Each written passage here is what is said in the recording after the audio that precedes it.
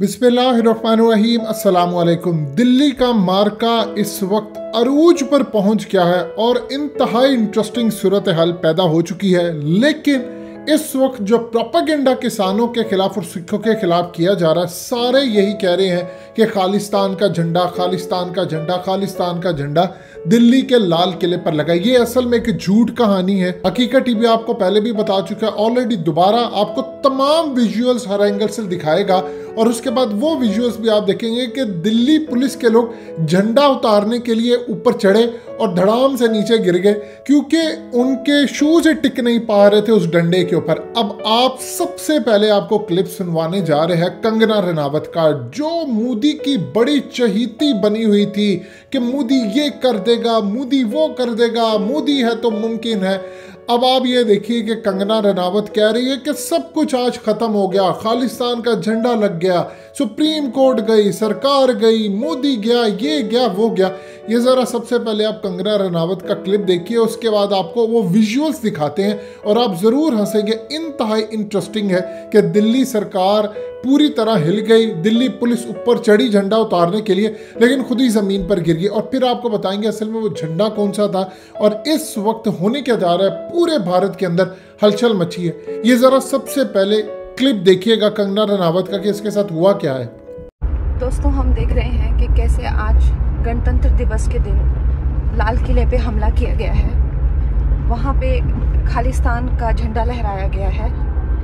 ये इस दिन जब ये जो दिन है गणतंत्र दिवस जो है, ये हमारे देश के लिए, हमारे देश ने जो जिस तरह से कोरोना से अभी उभरा है, किस बहादुरी से हम उन कुछ एक देशों में से हैं जिन्होंने कोरोना से ना सिर्फ लड़ाई में हम जीत रहे हैं, जबकि हम पूरे विश्व का प्रतिनिधित्व कर रहे हैं। ना कि हमारी जो वैक्सीन ड्राइव है, हम लोग खुद ही नहीं बाकी देशों का भी प्रतिनिधित्व करें। ये वक्त था कि हम इस चीज़ को मना सकते थे। आज इतना हम लोगों के लिए बहुत ही मुश्किल एक साल रहा, लेकिन आप देख रहे हैं कि कैसा सारा देश को झुंझला के रख दिया है इन इमेजेस ने। जिस तरह की लाल किले से इमेजेस आ रही हैं और इन लोगों को जो खुद को किसान कहते हैं या आतंकी, इन लोगों को जो प्रोत्साहन दे रहे हैं और देते आए हैं और अभी भी दे रहे हैं, ये सारे आम हो रहा है। ये सबके आम इनको प्रोत्साहित किया जा रहा है सबके सामने, और सबके सामने ये तमाशा हो रहा है। आज दुनिया में हम मजाक बन के रह गए हैं। कुछ हमारी इज्जत नहीं रही है। जब भी देखो हम गवारों की तरह, चाहे कोई दूसरे देश का प्राइम मिनिस्टर आए या कुछ आए, कभी भी नंगे होके बैठ जाते हैं। ये देश का कुछ नहीं होने वाला है। अगर सब ऐसे ही भसड़ मचा के रखेंगे, इस देश का कुछ नहीं होने वाला है। ये देश कहीं नहीं जा रहा है। कोई इसको एक कदम आगे लेके जाता है, 10 कदम पीछे खींच के उसको वापस लाया जाता है, और आप लोग बैठ के सिर्फ तमाशा। उन सबको जेल में डालो जो इस किसान आंदोलन को, सो कॉल्ड किसान आंदोलन को सपोर्ट करो, उन सबको जेल में डालो और उन सबको जो है वो किसी ना किसी तरीके से उनके सारे संसाधन छीने जाएं संपत्ति के। कुछ ना कुछ तो इसके रिपरकशंस होने चाहिए।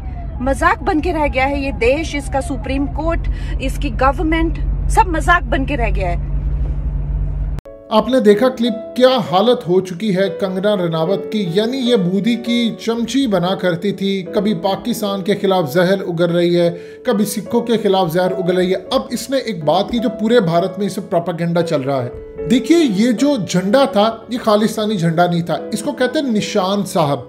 ये निशान साहब सिखों का झंडा, इसके बाद किसान यूनियन का अपना झंडा है। जो भी हो, काम ये है कि सिखों ने वहां पर जाकर झंडा लहरा दिया, और जब झंडा लहराया ये इतना बड़ा मार्का है कि इसके बाद असल में उन्होंने जाकर ऊपर गुंबद के अंदर भी असल में एक झंडा लहरा दिया जो गोल टाइप बना होता है। ये भी उनकी बहुत बड़ी कामयाबी है। अब सूरत हाल आगे क्या पैदा हो रही है, अब आप ये देखें कि जिसको ये कह रहे हैं जी खालिस्तानी झंडा है, खालिस्तानी झंडा है, अब ये ज़रा विजुअल देखिएगा, आपको हंसी आएगी कि दिल्ली पुलिस असल में इस वक्त चढ़ने की कोशिश की। उसने एक दफ़ा नहीं, बार बार चढ़ने की कोशिश की कि किसी तरह हम ये झंडा उतार लें। लेकिन प्रॉब्लम ये है कि झंडा भी आज सिखों का साथ दे रहा है, कुदरत भी सिखों के साथ खड़ी है। ये कमाल लम्हा था कि जब दिल्ली पुलिस पूरी तरह नाकाम हो गई। अब देखिए इन्होंने किया क्या है। इन्होंने जो ट्रैप में लेकर आए हैं, इंडिया की इंटेलिजेंस एजेंसियों को सिखों ने जो चकमा दिया है, जवाब नहीं।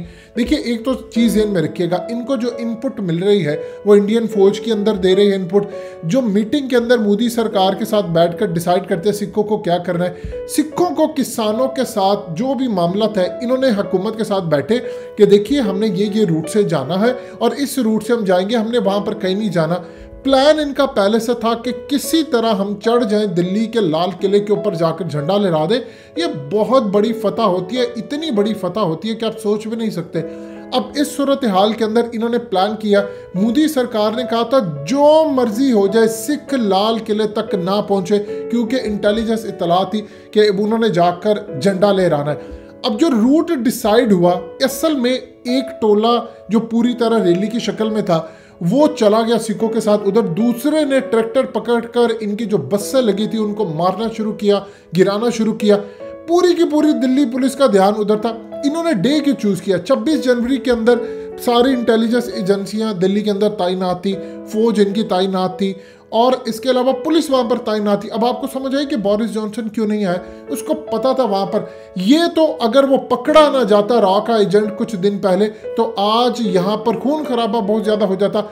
अभी भी लेटेस्ट डेवलपमेंट के मुताबिक एक शख्स वहां पर मारा गया है और दिल्ली पुलिस उसकी कसूरवार है। जाहिर सी बात है, दिल्ली के जो चीफ मिनिस्टर है वो अरविंद केजरीवाल जरूर है, लेकिन उनके अंडर दिल्ली की पुलिस नहीं आती। दिल्ली की पुलिस आती है उनके वफाक यानी सेंटर के अंडर आती है।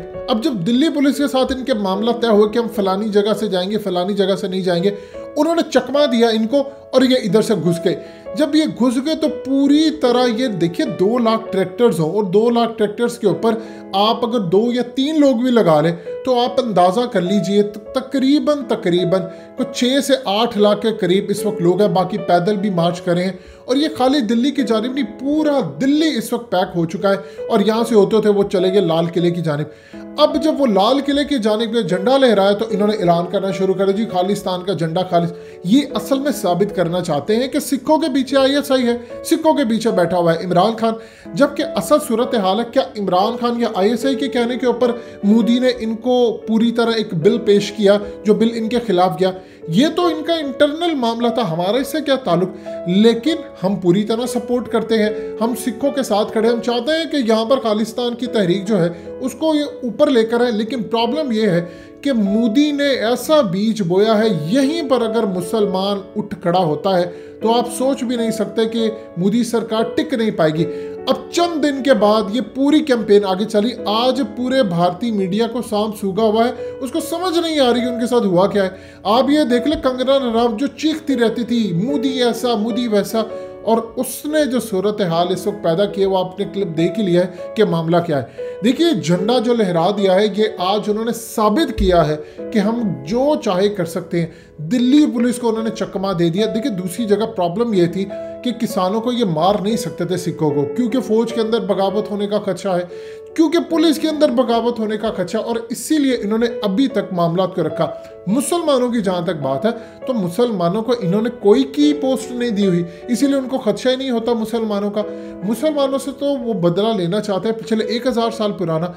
ये वो तमाम सूरत हाल है। आज सिखों की फतह हुई और यकीन कीजिए पाकिस्तानियों की भी फतह है इस तरह पर, क्योंकि हमारा तो ख्वाब है दिल्ली पर लाल किले पर जाकर झंडा लहराना, लेकिन हम पाकिस्तान का लहराना चाहते हैं। चलिए, सिखों ने आज किया, इसके बाद पाकिस्तान की बारी आएगी, लेकिन ये सिख अब रुकने नहीं वाले। इंशाअल्लाह अल्लाह ने अगर चाहा तो मोदी का सफाया करके ही जाएंगे। दोस्तों, हकीकत टीवी को सब्सक्राइब करना मत भूलिए, वीडियो को लाइक करें, शेयर करें और कमेंट सेक्शन में अपनी राय का इजहार जरूर करें।